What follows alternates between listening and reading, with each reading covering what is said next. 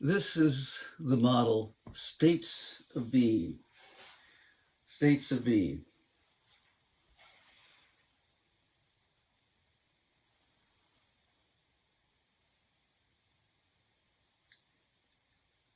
And this came out of our work circa 1980, 82, when we were doing lots of personal life planning workshops for families.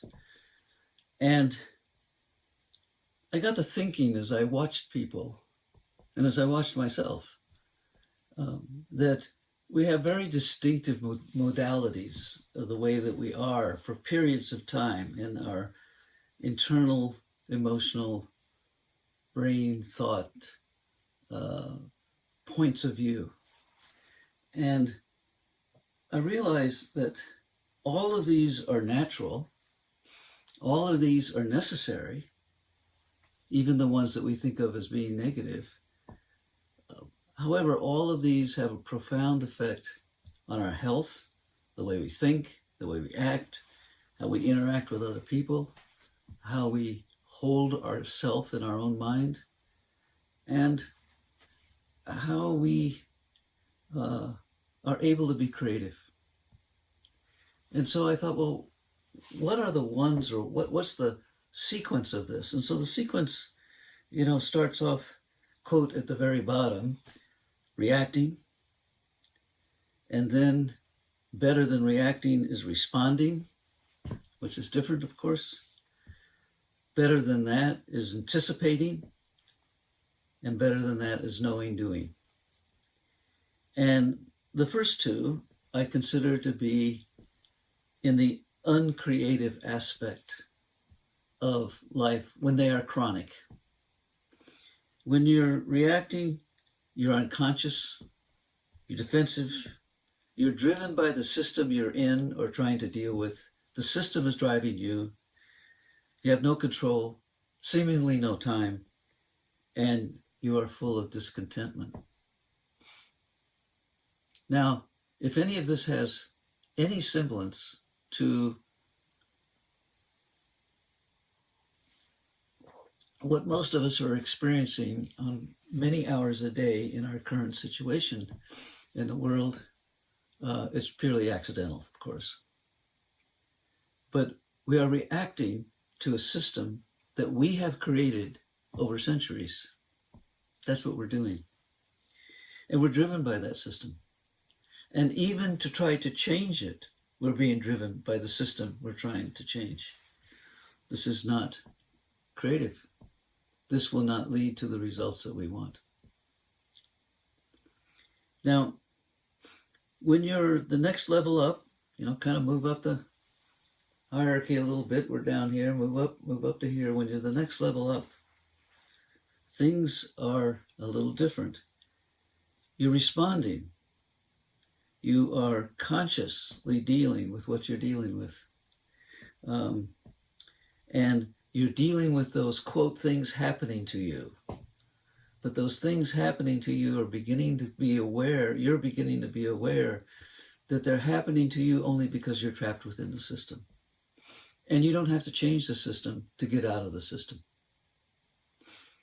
And so that's the uncreative part. But of course, the second one up is a little better. When we move to anticipating, now you're thinking ahead. Now you are not being surprised day to day, not being knocked down every time you turn around when you didn't see the punch coming. Synthesis of action, thought, feeling, intuition, modeling the system, modeling what you're doing, thinking, planning, staying ahead by design. All right? Now this is beginning to take us into this other field here. It's beginning to take us into, we are interacting with the system instead of being just merely impacted by the system. Now there's one better, and we've all experienced this, knowing, doing. In the M.G. Taylor models, we say you do not know unless you are doing. Yes, you may have gathered all the information. You may be way up there in the states of knowledge and the pyramid of knowledge and the whole thing, but without action, you have memory about. You have in your memory what you have learned. You know about. All right? But when you are in action, you have integrated all of your experiences. You have taken and made an understanding, a plan, something to do. You're in action, and at that moment in life, you know. When you stop acting, you have memory about what you knew. And that little distinction has two aspects for what we're talking about here. Aspect one is the definition of knowledge itself, and why this is different from book knowledge, learned knowledge. This is knowledge in action. This is when the hand, the mind, the body, the world, and I call this a state of grace. Those of you who have played sports or been in any kind of aesthetic adventure where you've drawn something, painted something in a play, when you're just walking in the woods and everything is just wonderful and beautiful, and you're in a state of grace. You are one with the universe. You're engaging with the universe. You are appreciating the universe. You are affecting and changing the universe. And that is the state of knowing. That is the state that we want to be in. And so the question here in my little tablet that we made, this is just a replication of one page in our little manual that we gave people, is how many hours each day are you in each of these stages? It's almost guaranteed you'll be in all four. Yeah. Even if you just trip and get mad at yourself, there you are in discontent for a moment or two. But how many hours each day? And that is the measure of your effective creativity by M.G. Taylor definitions.